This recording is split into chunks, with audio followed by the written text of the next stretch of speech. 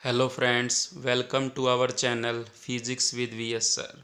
अब हम numerical portion on quantum mechanics का नेक्स्ट वीडियो करेंगे और हमारा नेक्स्ट क्वेश्चन है find the de Broglie wavelength of a particle. मतलब एक पार्टिकल की डी ब्रोगली वेवलेंथ निकालनी है जिसका मास 10 ग्राम है और जो मूव कर रहा है विद ए वेलोसिटी 20 मीटर पर सेकंड। मतलब ये तो आपको वी दे रखा है और मास कितना है 10 ग्राम। तो अगर आप लैम्डा क्या होता है h/mv और v जो है 20 मीटर पर सेकंड वो बहुत कम है स्पीड ऑफ लाइट से। तो आप कौन सा केस यूज करोगे? नॉन रिलेटिविस्टिक केस यूज करोगे। फिर आप h की वैल्यू पुट करोगे, मास को किलोग्राम में पुट करोगे और v को मीटर पर सेकंड में पुट करोगे तो लैम्डा किस में आ जाएगा? मीटर में आ जाएगा। जब हम इसको पूरा सोल्व करेंगे तो इसकी वैल्यू आ जाएगी 3.31 इंटू 10⁻³ मीटर। अगर ऑर्डर पूछता है वेवलेंथ का तो 3.31 को तो हम 1 की तरह ट्रीट करेंगे और 10⁻³ मीटर। तो ये कितना आ जाएगा? 10⁻³ मीटर आ जाएगा। ठीक है, तो इस तरीके से आप वेवलेंथ निकाल सकते हो। अब देखिए नेक्स्ट क्वेश्चन क्या है आपका। अगर alpha particle and proton accelerated हुए बाय द सेम पोटेंशियल से find the ratio of their D Broglie wavelength. मतलब हमें पोटेंशियल के टर्म में डी ब्रोगली वेवलेंथ क्या थी? h/√2m क्यू इंटू में v क्या है? सेम है। v क्या है? सेम पोटेंशियल है। तो लैम्डा जो है किसके इन्वर्जली आ जाएगा? √m इंटू में क्यू के। मास अलग अलग होता है, अल्फा पार्टिकल और प्रोटॉन का चार्ज भी अलग अलग होता है। तो lambda alpha by lambda proton करता हूँ मैं, तो √, ऊपर तो mass of proton and charge on proton, नीचे mass of alpha particle charge on alpha particle. तो मास ऑफ प्रोटॉन का मास ऑफ प्रोटॉन रख दिया, चार्ज ऑन प्रोटॉन पे कितना होता है? ई होता है। मास ऑफ अल्फा पार्टिकल का क्या होता है? 4 टाइम्स होता है मास ऑफ प्रोटॉन के। और चार्ज ऑन अल्फा पार्टिकल पे कितना होता है? 2e होता है। अब देखिए ई से ई कैंसल, एम पी से एम पी कैंसल, तो इसका मतलब ये क्या हो जाएगा? √1/8, 4 दूनी 8। तो lambda alpha by lambda P क्या हो जाएगा? 1/4 के 2 बाहर आ जाएगा, 2√2। तो lambda alpha into lambda P क्या आ जाएगा? 1:2√2। तो इस तरीके से आप इस क्वेश्चन को कंप्लीट कर सकते हो। देखिए नेक्स्ट क्वेश्चन क्या है। Calculate the most probable de Broglie wavelength. मतलब most probable de Broglie wavelength निकालनी है किसी भी पार्टिकल जिसका मास m हो और जो थर्मल इक्विलिब्रियम में हो एट टेम्परेचर T पर। तो हमने ये बात की हुई है कि लैम्डा किसके बराबर होता है? h/mv। अगर ये मोस्ट प्रोबेबल पूछ रहा है तो हम वेलोसिटी भी क्या रखेंगे? मोस्ट प्रोबेबल रखेंगे। और वेलोसिटी मोस्ट प्रोबेबल कितना होता है? √2kBT/m होता है। यही होता है किसी टेम्परेचर T पर और उस पार्टिकल का मास m हो तो क्या हो जाएगा? h/m √2kBT/m, यही चीज़ आ जाएगी। तो m और m तो कट जाएंगे, √m ऊपर रह जाएगा तो इसको 2m kb इंटू में t। तो इसका मतलब लैम्डा जो मोस्ट प्रोबेबल होगा वो कितना आ जाएगा? h/√2m kb इंटू में t। ठीक है, और यहाँ से आपसे ये भी पूछ सकता है कि मोस्ट प्रोबेबल जो डी ब्रोगली वेवलेंथ होती है वो टेम्परेचर के स्क्वायर रूट के इनवर्जली प्रोपोर्शनल होती है।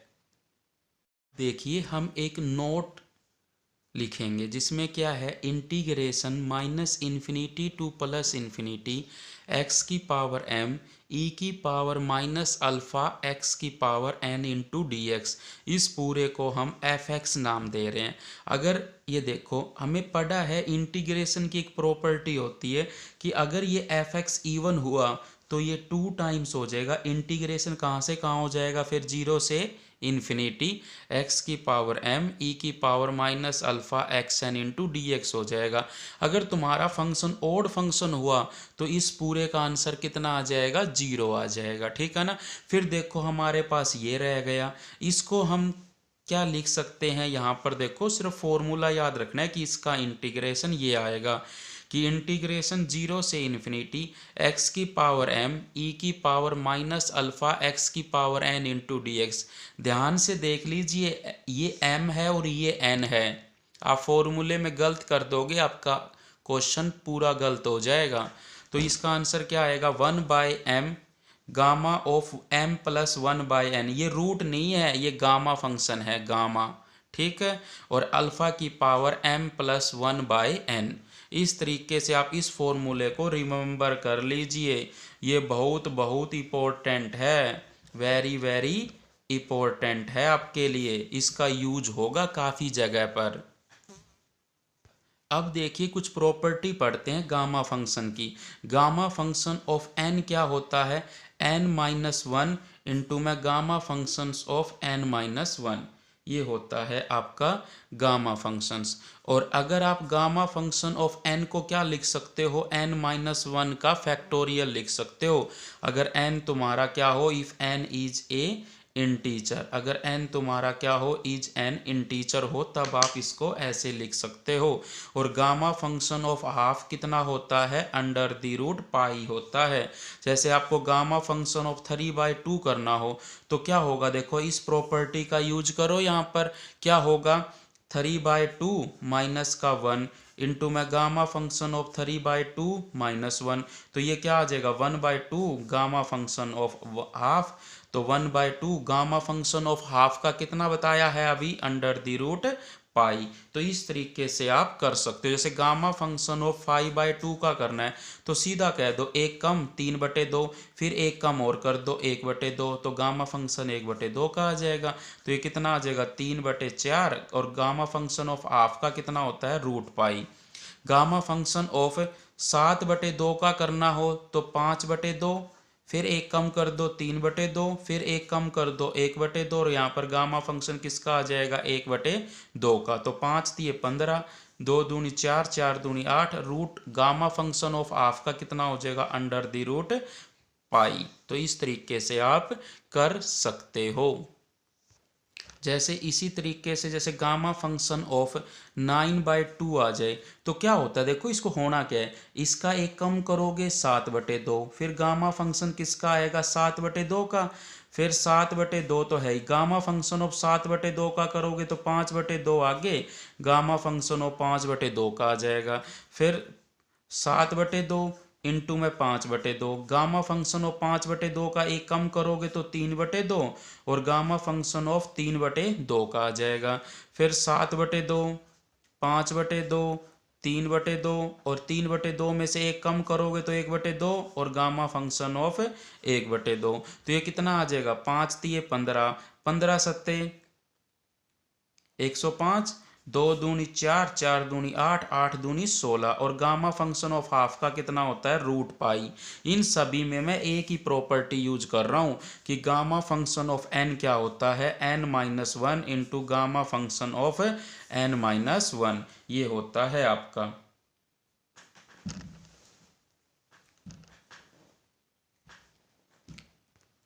देखिए आपका नेक्स्ट क्वेश्चन क्या था, फाइंड नॉर्मलाइजेशन कांस्टेंट a निकालना है, और गिवन वेव फंक्शन क्या है, a e की power minus alpha x square. ठीक है, हमें क्या पता है, हमें नॉर्मलाइजेशन कंडीशन पता है। क्या पता है, नॉर्मलाइजेशन कंडीशन क्या होती है, इंटीग्रेशन -∞ टू +∞। देखो ये 1D में है ना, x में, तो -∞ से +∞, साई x के मोड का स्क्वायर इंटू में dx होगा। यहाँ पर क्या लिख सकते हो, -∞ टू +∞, साई x को क्या लिख सकते हो, साई स्टार इंटू में साई इंटू में dx, ऐसे भी लिख सकते हैं इसको हम। अगर हम इसको ऐसे लिख सकते हैं तो देखो साई स्टार लिखोगे तो ये क्या आ जाएगा, a का स्टार e की power minus alpha x square, क्योंकि यहाँ पर कोई इमेजनरी तो है ही नहीं। साई क्या होगा, a इंटू में e की power minus alpha x square into में dx। और ये नॉर्मलाइजेशन कंडीशन में ये किसके बराबर होना चाहिए, 1 के बराबर। तो दिस इम्प्लाइज इन दोनों की गुणा किसके बराबर आ जाएगी, 1 के बराबर, ये पूरा। तो a स्टार इंटू ए क्या हो जाएगा, a के मोड का square, integration minus infinity to plus infinity, E की पावर कितनी हो जाएगी माइनस का 2 अल्फा एक्स स्क्वायर हो जाएगी, ये दोनों ऐड होकर के इक्वल टू क्या हो जाएगा 1 हो जाएगा। ठीक है, यहाँ लग समझ आया आपको कि ये देखो ये चीज और ये चीज, ये प्रोडक्ट ही तो कर दिया आपने, साई स्टार इंटू साई, ये प्रोडक्ट इंटीग्रेशन किया, ये पूरा इंटीग्रेशन किसके बराबर आना चाहिए 1 के बराबर आना चाहिए। अब देखिए क्या करोगे, अब देखो इसके आगे हमने क्या पढ़ा था कि इंटीग्रेशन माइनस इन्फिनिटी से प्लस इन्फिनिटी है, और ये आपको क्या दिया हुआ है, ये दिख रहा है इवन फंक्शन है। कैसा फंक्शन है आपका, इवन फंक्शन है। और इवन फंक्शन के लिए तो हमने प्रॉपर्टी यूज करी थी, अगर ये इवन फंक्शन है तो ए के मोड का स्क्वायर 2 आगे आ जाएगा, इंटीग्रेशन 0 से infinity e to the power minus 2 alpha x square into D x हो जाएगा, इक्वल टू किसके आएगा 1 के। तो 2 इंटू में ए का मोड का स्क्वायर। अब ये देखो इसका अगर आप इंटीग्रेशन के द्वारा करोगे, अगर आप उस फॉर्मूले से समझोगे तो यहाँ पर आपको क्या था, इंटीग्रेशन 0 से इन्फिनिटी एक्स की power m into e to the power minus alpha x n था, इंटू में dx, तो क्या बन गया था 1/n gamma function of m plus 1/n by alpha की पावर m प्लस 1/n, यही चीज थी। अगर आप देखो यहाँ से कि यहाँ से आपको ये दिखाई दे रहा है कि इस क्वेश्चन से m की वैल्यू तो कितनी है 0 है, और n की वैल्यू कितनी है 2 है, और अल्फा देखो ये अल्फा है और यहाँ पर 2 अल्फा है, तो मैं इसको a नाम दे देता हूँ ताकि इजी हो जाए, तो यहाँ पर a हो जाएगा। तो यहाँ से a की वैल्यू कितनी लिखनी पड़ेगी 2 अल्फा लिखनी पड़ेगी। ये अल्फा और अल्फा मैचिंग हो जाती, फिर आप कंफ्यूज हो जाते, इसलिए मैंने इसका नाम यहाँ पर a रख दिया ताकि a किसके बराबर रख दो आप 2 अल्फा के। तो यहाँ पर कुछ ना कुछ आएगा, और वो कितना आएगा 2 इंटू में a के मोड का स्क्वायर, तो यहाँ पर 1/n, n कितना है 2, तो 1/2 गामा फंक्शन ऑफ 0 प्लस 1/2, और बाय अल्फा कितना a कितना है 2 अल्फा की पावर, ये कितना आ गया 0 प्लस 1/2, यही चीज आएगी इक्वल टू 1। तो 2 इंटू में a के मोड का स्क्वायर इंटू में 1/2, ये देखो 0 प्लस 1 1 1/2, तो गामा फंक्शन ऑफ 1/2 अल्फा की पावर 1/2, ये चीज आ गई, इक्वल टू क्या हो गया 1 हो गया।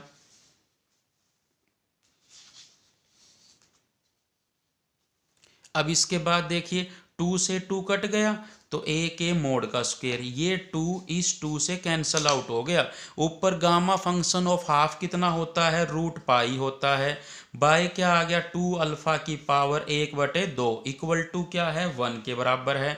तो a का मोड का स्क्वायर क्या आ जाएगा, ये इस साइड ले जाओ, 2 अल्फा का रूट है और बटे में √पाई इसके नीचे आ जाएगा आपका। ठीक है, तो यहां से a का मोड का स्क्वायर कितना आ जाएगा 2 अल्फा बटे पाई की पावर 1/2 हो जाएगी। सारे का कंप्लीट कर देते हैं, तो a कितना आ जाएगा 2 अल्फा अपॉन पाई की पावर 1/2 थी, और फिर सारे का 1/2 और करें क्योंकि 2 इस तरफ आकर 1/2 पावर हो जाएगी। इसका मतलब a कितना आ जाएगा 2 अल्फा अपॉन पाई की पावर 1/4, क्योंकि आपने ये पढ़ा होगा a की पावर m और उसकी पावर n हो तो a की पावर m इंटू n हो जाती है।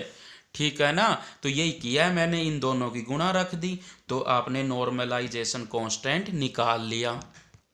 अब देखिए नेक्स्ट क्वेश्चन क्या है, फाइंड नॉर्मलाइजेशन कांस्टेंट a निकालना है, और जिस इस वेव फंक्शन a e की पावर माइनस अल्फा x है, ये वेव फंक्शन अगर x greater than equal to 0 है और 0 है अदरवाइज।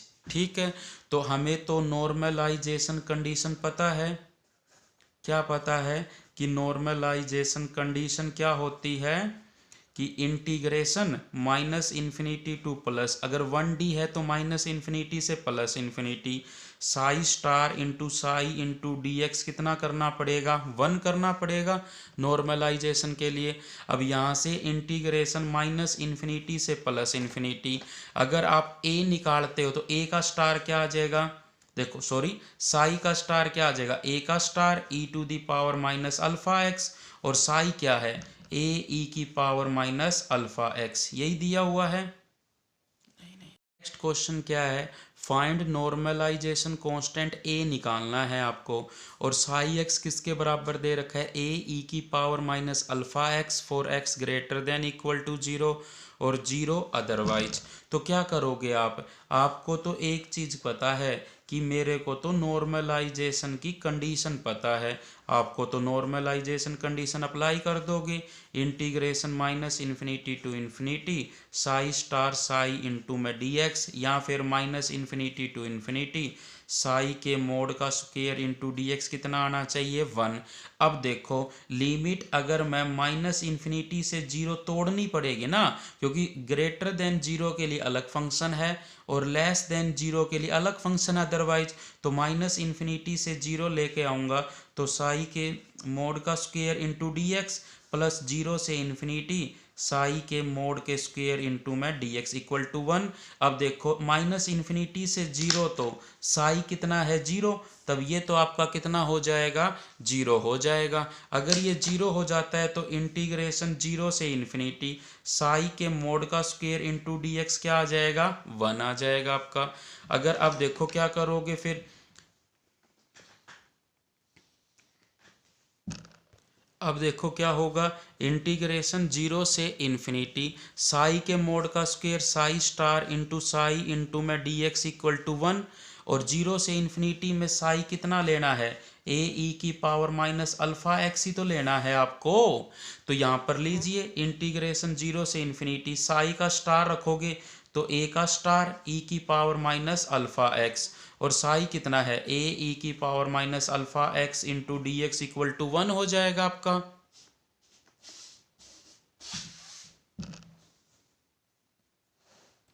अब देखिए इंटीग्रेशन और ए का स्टार इंटू ए क्या हो जाएगा, ए के मोड का स्क्वायर जो बाहर आ जाएगा, और ई की power minus two alpha x into D x क्या हो जाएगा, 1 के बराबर।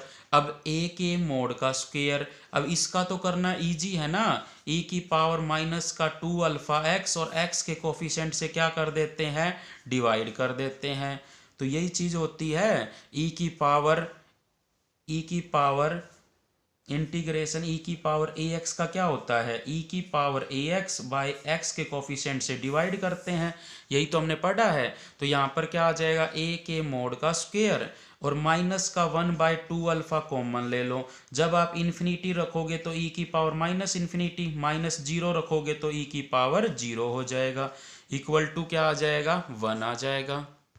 अब देखो क्या होगा, ए के मोड का स्क्वायर माइनस का 1/2 अल्फ़ा, ई की पावर माइनस इन्फिनिटी तो जीरो हो जाएगा और ये 1 हो जाएगा, इक्वल टू 1। ए का मोड का स्क्वायर ये क्या आ जाएगा, 1/2 अल्फ़ा हो जाएगा माइनस 1, तो इक्वल टू 1 हो जाएगा। अब देखिए ए का मोड स्क्वायर किसके बराबर आ जाएगा, 2 अल्फ़ा के बराबर, तो ए कितना आ जाएगा, अंडर द रूट 2 अल्फ़ा आ जाएगा। इसका मतलब आपका जो साई एक्स है वो किसके बराबर आ जाएगा, under the root 2 alpha e की power minus alpha x for x greater than equal to zero, और जीरो आ जाएगा अदरवाइज। तो आपने इस तरीके से ये कौन सा फंक्शन निकाल दिया, नॉर्मलाइज्ड वेव फंक्शन निकाल दिया आपने। तो इस तरीके से आप किसी भी वेव फंक्शन का नॉर्मलाइजेशन कांस्टेंट या फिर आप उसको नॉर्मलाइज कर सकते हो। इस वीडियो में हम इतना ही करेंगे, नेक्स्ट वीडियो में नेक्स्ट न्यूमेरिकल्स करेंगे। Thank you for watching this video.